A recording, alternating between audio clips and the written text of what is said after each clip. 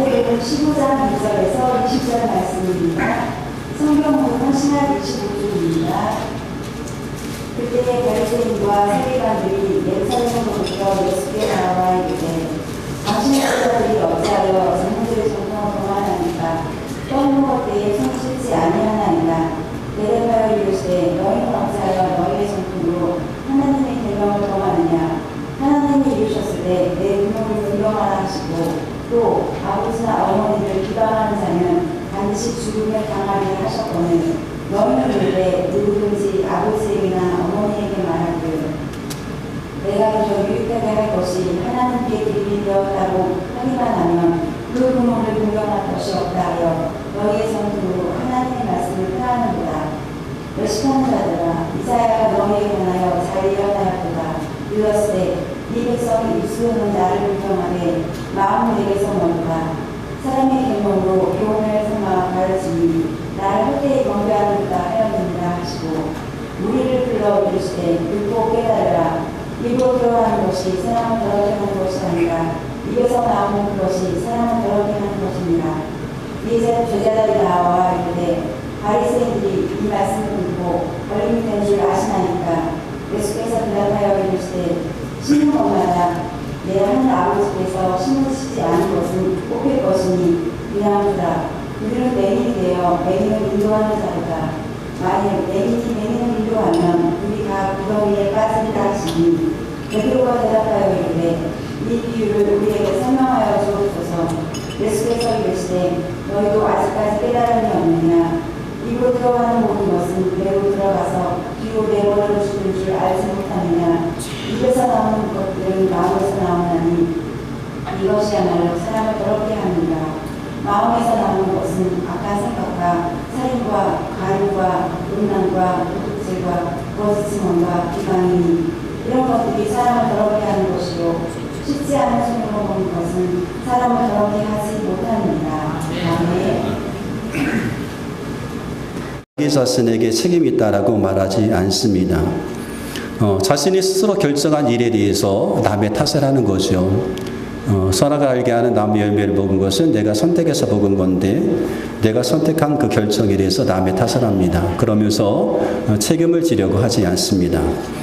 책임을 진다는 것은 어떤 일에 대해서 올바른 반응을 보이는 것을 말합니다. 올바르게 반응을 보이는 것이 바로 책임을 지는 겁니다. 그러나 우리가 아는 것처럼 책임을 지려고 하는 사람들보다 책임을 회피하기 위해서 탓하는 사람들을 우리가 많이 볼 수가 있습니다. 나는 아무 잘못이 없어요. 내가 이렇게 행동하는 것은 다 그 사람 때문에 그렇습니다. 나에게는 책임이 없습니다. 내가 이렇게 행동할 수밖에 없었던 것은 지금의 이 상황, 환경 때문입니다. 환경을 탓하고 지금의 상황을 탓하고 그리고 다른 사람을 탓합니다. 책임을 지려 하지 않고 탓하기 때문에 말씀 앞에서도 우리가 잘못된 반응을 보이게 되는 거죠. 그런데 여러분 우리가 알아야 될 것은 누구 때문에 그런 것은 아닙니다. 우리가 선택한 것이 누구 때문에 어떤 환경 때문에 그런 선택을 한 것이 아닙니다. 최종의 결정은 자기 스스로에게 있기 때문에 그러하죠. 하나님께서 우리를 로봇으로 만들지 않았습니다. 하나님은 우리가 선택하고 결정할 수 있는 인격체로 만드셨습니다. 그래서 우리가 선택한 이 일에 대해서 누구를 탓할 수가 없습니다. 최종적으로 선택한 것은 나이기 때문에 그러하죠. 하나님의 말씀도 그렇습니다. 하나님의 말씀에 대한 반응도 그렇습니다. 우리가 어떤 반응을 보이든지 그 하나님의 말씀 앞에 반응을 보이는 것은 우리의 선택입니다. 그 선택이 올바른 선택이 될 수도 있지만 때때로 올바르지 않은 선택이 될 수도 있습니다. 올바른 반응이 될 수도 있지만 잘못된 반응을 보일 수도 있다는 거죠. 그래서 하나님 말씀에 대해서 우리가 최대한 올바른 선택을 하기 위해서 필요한 것이 있는데 그것은 말씀을 들었을 때 깨닫는 겁니다. 적어도 깨달음이 있어야 올바른 선택을 할 수가 있는 거죠. 우리가 읽었던 말씀은 마태복음 15장에 있는 이 말씀을 읽었는데요. 마태복음 14장에서 예수님께서 오병이어의 기적을 행하시죠. 물고기 2마리와 보리떡 5개를 가지고 5,000명을 먹이셨습니다. 사람들이 이 이적을 보면서 너무나 놀라워합니다. 오병이어 기적은 다른 어떤 기적들보다 파급력이 컸습니다. 그리고 사람들이 그때부터 예수님의 능력에 놀라서 예수님께 관심을 갖고 심지어 예수님을 임금을 삼으려고까지 했습니다. 그도 그럴 것이 아무것도 없는 이 빈들에서 5천 명을 보셨잖아요. 적어도 2만 명 되는, 다 밤에 2만 명 되는 사람을 먹인 분이라고 한다면 먹거리 문제는 해결됩니다. 뿐만 아니라 그런 분이라고 한다면 로마 압제에서 충분히 구원할 수 있는 구원자가 될 수 있는 그런 분이었습니다. 그래서 예수님을 따라다니면서 예수님께 주목하기 시작합니다. 그런데 그렇게 예수님께서 사람들의 주목을 받으면 받을수록 유대의 종교 지도자들은 두려웠습니다. 혹시나 저 예수라는 사람한테 우리가 우리의 기득권을 빼앗기지는 않을까 염려했기 때문에 그러하죠. 그래서 예수님을 조사하기 위해서, 그리고 조사하고 흠잡기 위해서 이제 바리새인과 서기관들을 이제 보내게 된 거예요. 바리새인과 서기관들이 예수님께서 계신 곳에 와서 예수님을 조사합니다. 예수님을 엿보기 시작합니다. 그러다가 하나 딱 이제 찾은 것이 있습니다. 그것이 뭔가 하면 예수님의 제자들이 손을 씻지 않고 음식을 먹는 것이었습니다. 어떻게 음식을 먹을 때 손을 씻지 않고 먹을 수가 있어? 이것은 장로들의 전통을 어기는 것이었습니다. 장로들의 전통을 어기는 그 모습을 보고 가만히 있을 수가 없었죠. 그래서 예수님께 찾아가서 이 사실을 알리면서 이제 궁지에 빠뜨리려고 하는 거예요. 잘 걸렸다. 예수 너 한번 당해봐라. 이 마음을 가지고 오게 된 겁니다. 율법은 하나님께서 십자 주신 말씀이죠. 명령이죠. 그것을 우리가 계명이라고 합니다. 그리고 이 율법을 좀 구체적으로 설명했던 것이 있는데 그것이 바로 규례와 율례입니다. 그러니까 규례와 율례는 하나님께서 주셨던 이 율법을 설명하는 하나님의 또 다른 말씀이라고 할 수 있죠. 내 부모를 공경하라. 이것은 계명이잖아요. 10계명 중에 5번째 계명입니다. 율법입니다. 그런데 내 어머니나 내 아버지나 어머니를 비방하는 자는 반드시 죽음을 당하리라. 이 말씀은요, 부모 경경에 대한 이 말씀을 잘 해석할 수 있도록 도와주는 보조법입니다. 바로 규례라고 합니다. 그래서 율법과 규례는 하나님께서 직접 주셨던 그런 계명 말씀이었습니다. 그런데 이 전통이라고 하는 것은요, 이 율법과 규례를 잘 시행할 수 있도록 장로들이 만든 지침서라고 할 수가 있습니다. 근데 이 지침서 가운데에 음식을 먹을 때는 손을 씻어야 된다라고 하는 그런 이제 규칙이 있었다는 거죠. 그런데 예수님의 제자들이 그 규칙을 지키고 있지 않은 것입니다. 음식을 먹을 때 손을 씻는 것은 당연한 거잖아요. 위생적인 차원에서 큰 도움이 됩니다. 그런데 이 바리새인들이 지금 지적하고 있는 것은 위생적인 차원에서 이 문제를 걸고 넘어가는 것이 아니라 종교적인 차원에서 지금 이야기를 하고 있는 거예요. 손을 씻지 않는 것 당연히 그렇게 해야 되죠. 손을 씻고 먹는 것 위생적인 차원에서 당연히 그래야 하는데 지금 그런 측면에서 말을 하는 것이 아니라 종교적인 차원에서 말을 하고 있다라는 거죠. 하는 겁니다. 바리새인의 입장은 이렇습니다. 하나님은 거룩하신 분이다. 그러므로 하나님의 자녀는 거룩해야 된다. 손을 씻지 않는 것은 부정한 거다. 그리고 그 부정한 손으로 음식을 먹으면 부정한 거다. 그래서 더러워진다. 그렇게 이제 생각했던 겁니다. 손을 씻지 않는 것은 부정한 것이고 부정한 손으로 음식을 먹으면 그 사람이 더러워진다. 라고 하는 거죠. 그런데 예수님의 제자들이 손을 씻지 않고 음식을 먹었습니다. 그들의 입장에서 보면 예수님의 제자들은 거룩하지 않습니다. 그들은 더러워졌습니다. 그들은 지금 부정한 사람입니다. 그런데도 예수님은 제자들에게 어떤 조치를 취하지 않는 겁니다. 그래서 이 바리새인과 서기관들은 그냥 이 문제를 넘어갈 수가 없었던 겁니다. 그래서 공격적으로 예수님께 이렇게 말을 하는 거죠. 당신의 제자들은 어찌하여 장로들의 전통을 범합니까? 그런 그들을 향해서 예수님께서 이렇게 말씀하셔요. 그러면 너희는 어찌하여 너희 전통으로 하나님의 계명을 범하느냐? 바리새인이 와서 얘기하는 거죠. 당신의 제자들은 어찌하여 장로들의 전통을 범합니까? 예수님께서 말씀합니다. 그러면 너희는 어찌하여서 너희의 전통으로 하나님의 계명을 범하느냐? 계명과 전통 중 어느 것이 더 중요한가? 어느 것이 더 우선인가라고 하는 거죠. 당연히 하나님께서 직접 주셨던 계명, 율법이 우선입니다. 그런데 그들은 자신의 욕심 때문에 전통을 가지고 하나님의 말씀을, 하나님의 계명을 어긴 것이었습니다. 그 대표적인 것이 바로 고르반이라고 하는 전통이었습니다. 고르반이라고 하는 것은 하나님께 드림이 되었다는 뜻이지요. 여러분, 이 고르반이 결코 나쁜 것이 아니란 말이에요. 고르반은 좋은 의미에서 생겨난 거죠. 가장 좋은 것을 하나님께 드리기 위한, 가장 좋은 것을 하나님께 드리기 위해서 드리고자 하는 그런 마음에서 생겨나는 것이 바로 고르반입니다. 집에 아주 좋은 곳이 있어요. 양들이 새끼를 낳는데 아주 너무너무 튼실하게 생긴 것이 있어요. 그 하나님께 드리고 싶은 마음이 생겼어요. 다른 사용하지 않고. 그건 고르반 하는 겁니다. 가장 좋은 것을 드리고자 하는 그런 마음에서 생겨난 것이 바로 고르반이었는데, 그런데 어느 순간부터 이 고르반을 그들이 이용했다는 거죠. 그것을 이용해서 부모를 공경해야 되는데 부모 공경의 계명을 어기는데 사용하게 되었다는 겁니다. 하나님께 드림이 되었습니다 라고 함을 통하여서 부모에게 해야 될 의미를 이제 면제받는 거죠. 그렇다고 해서 고르반했다고 해서 이 고르반된 것을 하나님께 드리었느냐? 그렇지 않다는 거예요. 그냥 고르반했을 뿐입니다. 하나님께 드리지도 않고 부모 공경을 하지 않는 방법으로 고르반을 사용했을 뿐이었습니다. 그들은 하나님의 말씀을 어기는 죄를 짓고 있었던 거죠. 그렇게 하나님의 말씀을 어기는 죄를 짓고 있으면서 손을 씻지 않고 떡을 먹으니 나는 손을 씻고 떡을 먹고 있으니 나는 거룩하다라고 그들은 생각했던 거예요.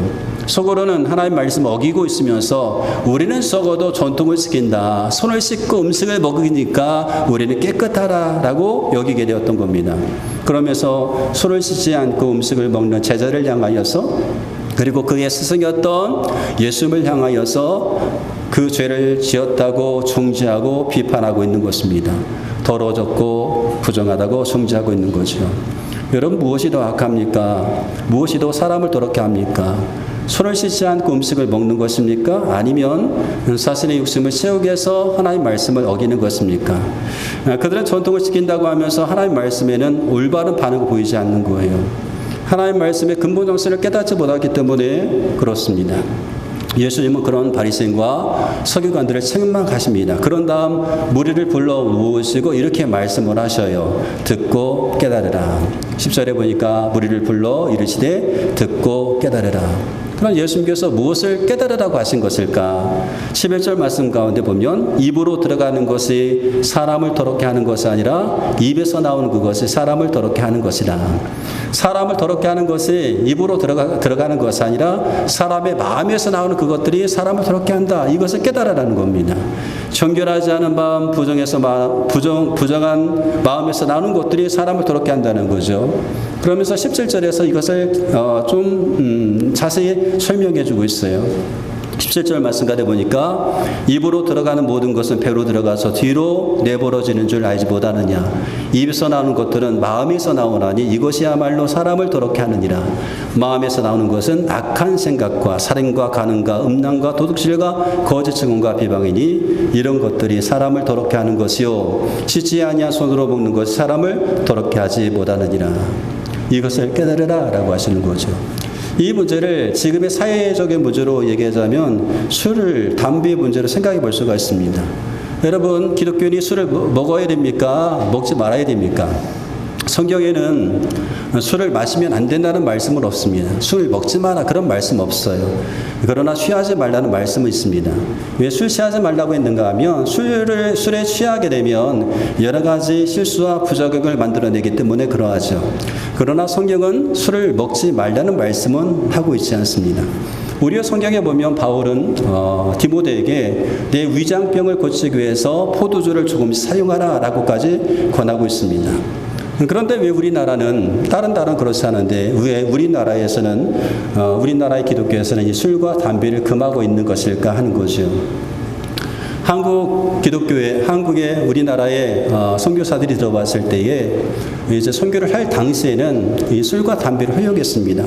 이 선교사들이 봤을 때에 한국 교회에 큰 문제가 하나 있었어요. 부작용이 있었습니다. 꼭 이것은 좀 막아야 되겠다고 여긴 것이 있습니다. 그 문제가 바로 신앙생활에 도움되지 않고 사회적으로 큰 문제를 일으키고 있는 것이었기 때문에 이것만큼은 좀 막아야 되겠다고 생각했던 것들이 있어요. 그것이 뭐냐면 술과 담배와 섭을 두는 것이었습니다. 이것이 사회적으로도 문제가 있었고 신앙생활하는데 문제가 되었기 때문에 술과 담배와 첩을 두는 것을 금하게 되게 되었다는 거죠. 그것을 아주 엄격하게 금했습니다. 그리고 지금까지 그것으로 전통으로 우리나라에 내려오게 된 거죠. 그래서 기독교 하면 술 먹지 않습니다. 기독교 하면 담배 피지 않습니다. 기독교 하면 첩을 두지 않습니다. 여러분 첩을 두지 않는다는 거 뭐 이건 종교적인 이유가 아니더라도 당연한 것 아니겠어요? 그래서 지금도 교회 다니는 사람은 술과 담배를 하지 않는다는 인식이 사회적으로 깔려 있는 겁니다. 많은 사람에게 이렇게 깔려 있는 거예요. 범죄적인 사람은 내가 기독교인 하면 안 한다고 하는 것을 이제 알고 있는 거죠. 그런데 여러분 알아야 될 것은 이 술과 담배가 진리의 문제는 아닙니다. 진리의 문제는 아닙니다. 여러분에게는 술과 담배를 할 수 있는 자유가 있습니다. 제가 이렇게 얘기했다고 해서 여러분 지금부터 마음껏 집에 가서 술 먹고 담배를 피라는 말씀이 아니에요. 술과 담배를 금해야 될 이유가 여러 가지가 있죠. 건강상의 이유가 있습니다. 건강상의 이유 때문에도 여러분 멀리 해야 되고 또 한 가지는 종교적인 이유도 있어요. 만약에 여러분이 술과 담배를 하는 그 모습을 보고 그 어떤 사람들이 시험에 든다라고 한다면 여러분은 그 자유를 포기해야 됩니다. 그런 차원입니다. 내가 술을 마실 수 있는 자유가 있어요. 그런데 내가 술을 마시는 자유 때문에 술을 마시는 이 모습을 다른 사람이 보고 이것을 본 사람이 실족하게 된다라고 한다면 나 이 자유함을 포기해야 된다는 거예요. 그것이 바로 바울이 말했던 것 아니겠어요? 바울이 고린도전서 8장에서 이것을 잘 설명하고 있습니다. 바울은요, 시장에서 파는 고기를 먹지 않겠다라고 얘기합니다. 시장에서 파는 그 고기를 나는 먹을 수 있는 자유가 있다고 얘기해요. 그러니까 시장에서 파는 고기가 어떤 고기였는가 하면 우상에게 제물로 바쳐졌던 그런 고기였습니다. 그런 고기가 있을 수 있었다는 거죠. 뭐 섞여 팔았으니까. 그러니까 어떤 사람들은 우상에게 제물로 바쳐졌던 이 고기를 먹으면 안 된다라고 하는 그런 사람도 있었고 어떤 사람은 우상은 아무것도 아니기 때문에 먹어도 된다. 뭐 그런 자유함이 우리 가운데 있다라고 주장한 그런 사람도 있었습니다. 물론 바울도 시장에서 파는 것을 먹을 수 있는 그런 자유가 있었지만 바울이 지금 뭐를 얘기하고 있는가 하면 혹시 내가 이것을 먹다가 다른 사람이 내가 먹는 것을 보고 실족한다고 한다면 나는 영원히 고기를 먹지 않겠다고까지 얘기하는 겁니다. 먹고 안 먹고의 문제가 나의 자유함이 아니라 이 자유함이 다른 사람에게 있어서 신앙 걸림돌이 된다고 한다면 그 자유를 기꺼이 포기해야 된다라고 하는 거죠. 여러분 먹을 자유가 우리 가운데 있어도 그것이 그 누구에게인가 걸림돌이 된다라고 한다면 포기할 수 있어야 됩니다. 먹는 것을 포기할 수 있어야 된다라고 하는 거죠. 또 한 가지가 있습니다. 여러분들이 기독교인이 술을 먹는 모습을 보았을 때입니다. 신앙 좋다고 생각했던 분이 지금 술을 먹고 있는 그 장면을 여러분이 보게 된 거예요. 여러분 어떻게 하시겠습니까? 이때가 이제 문제가 되는 거예요. 나는 술을 마시지 않아요. 나 담배를 피지 않아요. 근데 저분 참 신앙이 좋은 분 같은데 술을 먹고 있는 현장을 내가 딱 보게 된 거란 말이죠. 어떻게 하겠습니까? 첫 번째, 사랑으로 가서 공부한다. 성도님, 혹은 직분자 이런 거, 장로님, 권사님, 집사님, 성도님, 심지어 목사님까지 이렇게 얘기할 수 있겠죠. 하면서, 이렇게 하는 모습을 보면 다른 사람이 시험에 듭니다. 성도님 교양이면 안 했으면 좋겠습니다. 라고 그렇게 얘기한다. 두 번째는, 어떻게 신앙에 대해서, 저렇게 술을 마실 수가 있어. 어떻게 직분자가 되어서 이렇게 술을 마실 수가 있어? 하고 비난하면서 사람들에게 찾아다니면서 이야기한다. 집사님 생각 보세요. 저분이요. 제가 언제 봤는데 어디 가서 술을 먹더이다 하면서 비난하고 정죄하고 경멸한다. 그러면서 나는 술과 담배를 하지 않으니까 나는 거룩하고 당신은 그것을 하니까 당신은 불결합니다. 거룩하지 않습니다. 라고 이야기한다. 여러분 전통입니까? 하나님 말씀입니까? 술을 마시는데 입이 참 부드러운 사람이 있어요. 마시는 거 모르고 술을 마시는데 입이 참 부드러운 사람이 있어요. 다른 사람을 권면해주고 다른 사람 막 세워주는 그런 분이 있어요. 신앙적으로 도움을 주는 분이 있어요. 근데 술을 마시지 않는데 입이 거친 사람이 있어요. 남을 비판하고 비난하고 경멸하는 그런 사람이 있습니다. 누가 더 나은 신앙생활을 하고 있는 것일까 하는 거예요. 누가 더 나은 신앙생활을 하고 있습니까? 예수님은 사람을 더럽게 하는 것이 무엇인지 우리 가운데 말씀해 주셨어요. 우리가 먹는 것이 아니라 무엇이 나오는가가 신앙을 결정한다는 겁니다. 입으로 들어가는 것이 아니라 입에서 나오는 그것이 우리의 신앙생활을 결정한다는 거죠. 그러므로 손을 씻는 것 이상으로 우리가 씻어야 될 것이 있습니다. 우리의 마음을 먼저 씻어야 된다는 거죠. 우리의 마음. 내 속에 있는 더러운 것을 감추면서 나는 손을 씻었으니까 넌 거룩한 사람이야 라고 말할 수 없다는 거예요. 내 속에 부정한 것들을 감추면서 난 겉으로 깨끗하니까 난 거룩한 사람이야 라고 말할 수 없다는 겁니다. 진정한 거룩함이라고 하는 것은 마음의 정결로부터 시작이 되어야 된다는 거죠. 내 마음은 더러운 것들로 가득한데 불의시기, 질투, 악함으로 가득하고 있으면서 겉으로는 안 그렇쳐가면서 나는 그러니까 거룩하다라고 말할 수 없다는 겁니다. 우리의 마음이 먼저 정결해야 된다는 거죠. 그럼 여러분, 손은 물로 씻으면 깨끗해져요. 그럼 우리의 마음은 무엇으로 씻어야 됩니까? 예수님의 보혈밖에 없습니다. 주님의 보혈로 우리의 마음을 씻어야 되는 거죠. 죄로 가득한 우리의 마음, 불의로 가득한 우리의 마음을 주님의 보혈로 씻어야 됩니다. 그렇게 우리의 마음이 먼저 정결해야 된다는 거죠. 정결한 마음에서 나오는 정결한 행동이야말로 그것이 진짜 거룩한 삶이라고 할 수가 있습니다. 마음의 정결로부터 시작된 정결한 삶, 그것이 진짜 거룩한 삶이라고 할 수가 있습니다. 예수님께서 이것을 말씀하시고 듣고 깨달으라 라고 말씀하셨어요. 듣고도 깨달음이 없으면 아무 소용이 없기 때문에 그렇습니다. 듣고 깨달으라. 들었는데 깨달음이 없어요. 아무 소용이 없어요. 마태복음 7장 6절에 보니까 예수께서 이렇게 말씀하십니다. 거룩한 것을 개에게 주지 말며 너희 진주를 돼지 앞에 던지지 말라. 그들이 그것을 발로 밟고 들이켜 너희를 찢어 상하게 할까 염려하라. 깨달음이 없다라고 한다면 거룩한 것도 진주도 아무 소용이 없습니다. 깨달음이 없다라고 한다면 내 마음을 찢고 나의 가슴을 치기보다는 상대방의 마음을 찢고 상대방을 치려고 하기 때문에 그러한 거죠. 바리새인들과 서기관들이 예수님 말씀을 들었어요. 그러나 깨닫지 못합니다. 말씀을 들었지만 깨닫지 못했어요. 어떻게 반응합니까? 예수님의 제자들이 바리새인과 서기관들의 반응을 보고 와서 예수님께 이렇게 말합니다. 바리새인들이 12절 보니까 바리새인들이 이 말씀을 듣고 걸림이 된 줄 아십니까? 예수님 조심하셔야겠어요.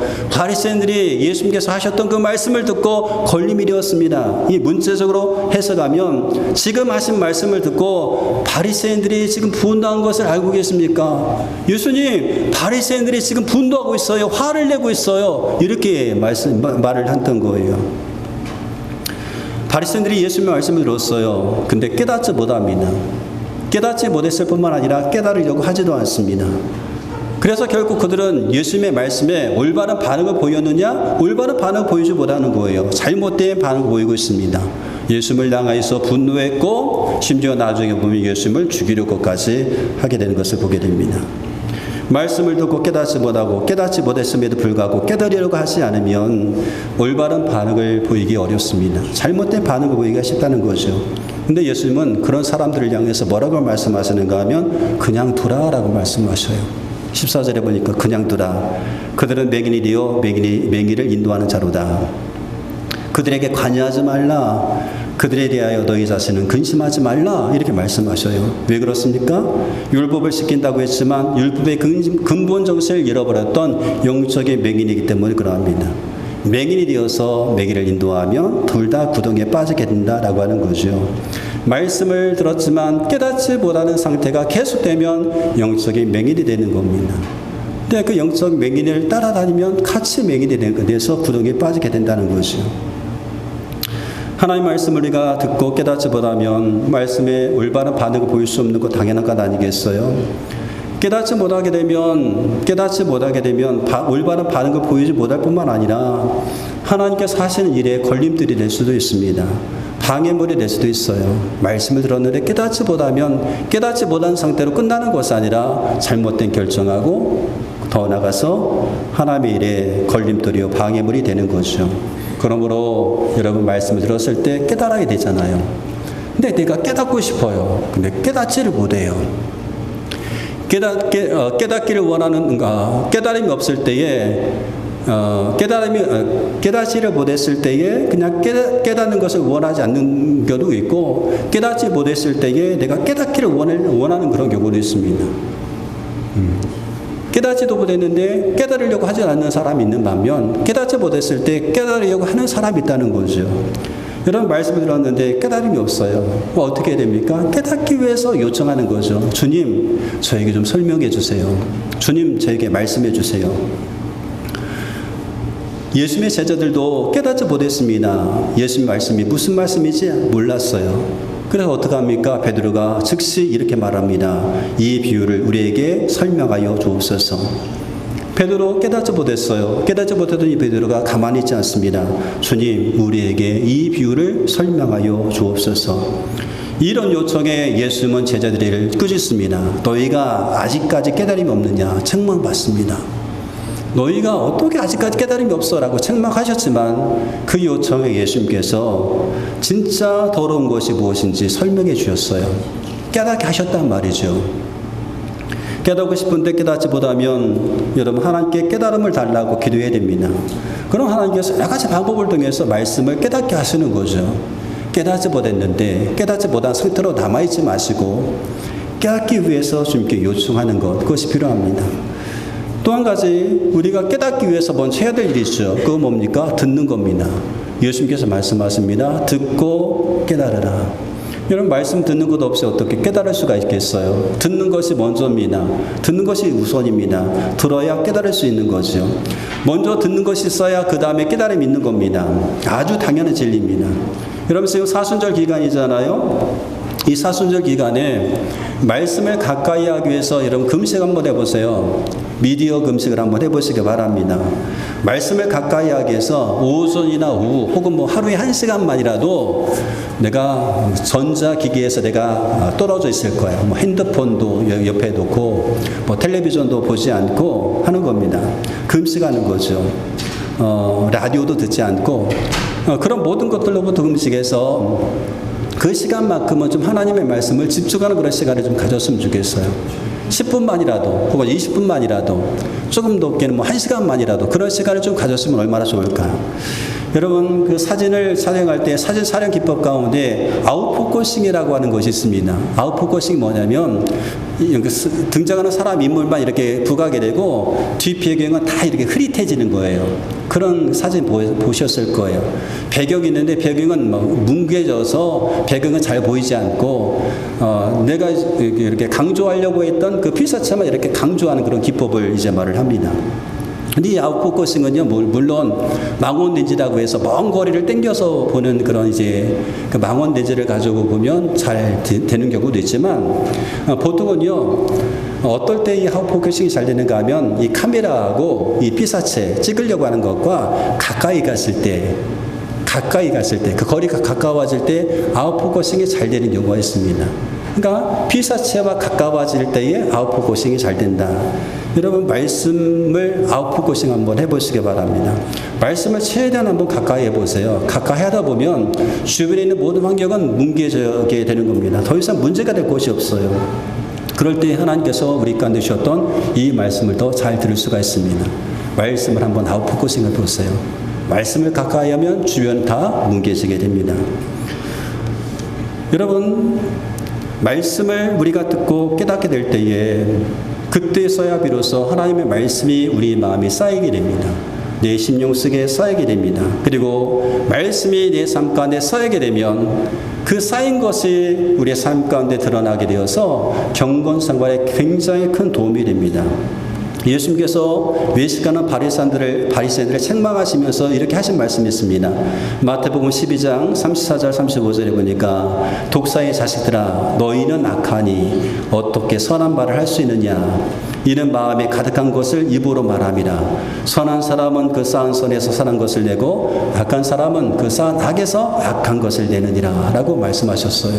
바리새인들아, 너희가 악한데 어떻게 선한 말을 할 수가 있느냐? 너희 마음에 악한 것으로 가득한데 어떻게 선한 것을 말할 수 있느냐라고 하는 거예요. 그 쌓은 악에서 악한 것이 나온다라고 책망하시는 것 아니겠습니까? 마음에 악한 것이 쌓였는데 선한 것이 나올 수가 없습니다. 마음에 무엇인가 쌓이는데 쌓이는 것이 나오게 된다는 거죠. 근데 우리가 하나님의 말씀을 듣고 깨닫게 되었을 때에 그 순간부터 하나님의 말씀이 우리 심령에 쌓이고 또 쌓이게 됩니다. 주님의 말씀이 우리의 심령에 쌓이게 되면 우리가 말씀에 대해서 우리가 올바른 반응을 볼 수가 있게 되고, 뿐만 아니라 하나님 말씀이 우리의 마음에 쌓이게 되면 그 말씀을 통하여서 외부의 어떤 자극에 대해서 우리가 올바른 반응을 볼 수가 있게 되는 겁니다.